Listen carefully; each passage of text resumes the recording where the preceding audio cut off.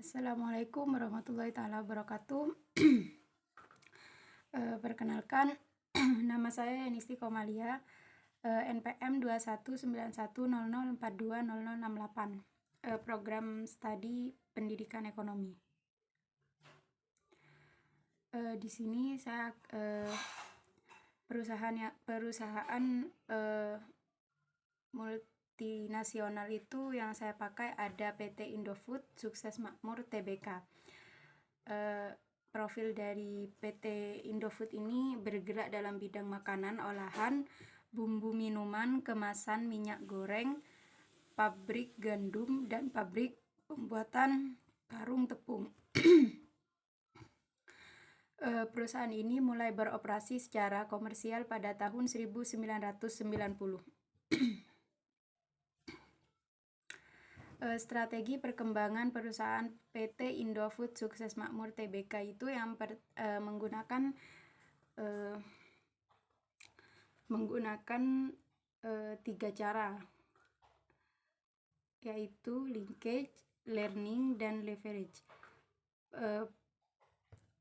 Di proses yang pertama itu dapat berjalan apabila 3 poin yang menjadi basis strategi telah terpenuhi, yaitu dukungan dan akses terhadap pemerintah, konektivitas dengan lembaga terkait, dan hubungannya dengan klaster industri. Sedangkan proses yang kedua adalah proses learning, diketahui dengan adanya transfer pengetahuan dan diperoleh Indofood tidak hanya dari entitas anak perusahaannya, akan tetapi juga dari perusahaan-perusahaan yang telah lebih dulu mapan, dan juga dari keberagaman tim research dan development. Menjadi tahap strategi belajar bagi PT Indofood.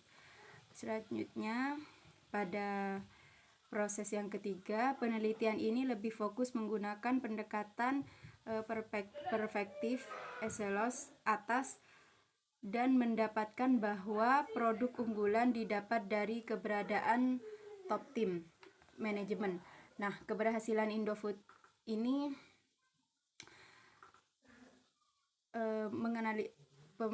keberhasilan ini dianalisis dari peluang atau tantangan. Nah, selanjutnya itu ada kebijakan pemerintah terhadap perusahaan multinasional.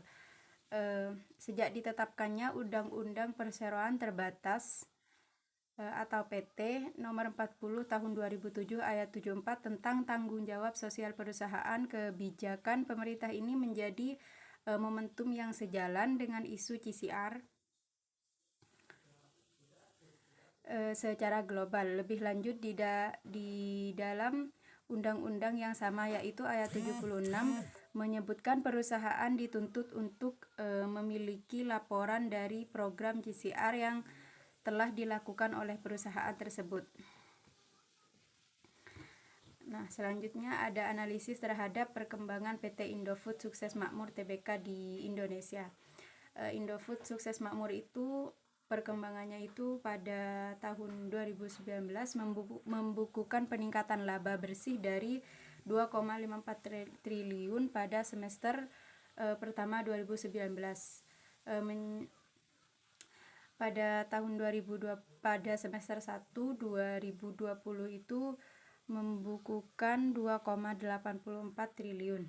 Sedangkan penjualan naik 2% dari yang dulunya 38,61 triliun menjadi 39,38 triliun. Tingginya peningkatan laba bersih sejalan dengan peningkatan margin keuntungan bersih dari 6,6% menjadi 7,2%. Selanjutnya, keunggulan dari perusahaan PT Indofood Sukses Makmur dibandingkan dengan kompetitornya. Keunggulan yang dimiliki perusahaan PT Indofood Sukses Makmur Tbk yaitu sering melakukan pendistribusian yang sesuai dengan target pasar, sehingga produk yang dihasilkan dapat memenuhi minat konsumen, juga memerhatikan kualitas dari produk sehingga selain memenuhi kebutuhan konsumen juga memenuhi kebutuhan konsumen dari segi kemasan. Mungkin itu yang bisa saya presentasikan, kurang dan lebihnya saya mohon maaf. Wassalamualaikum warahmatullahi taala wabarakatuh.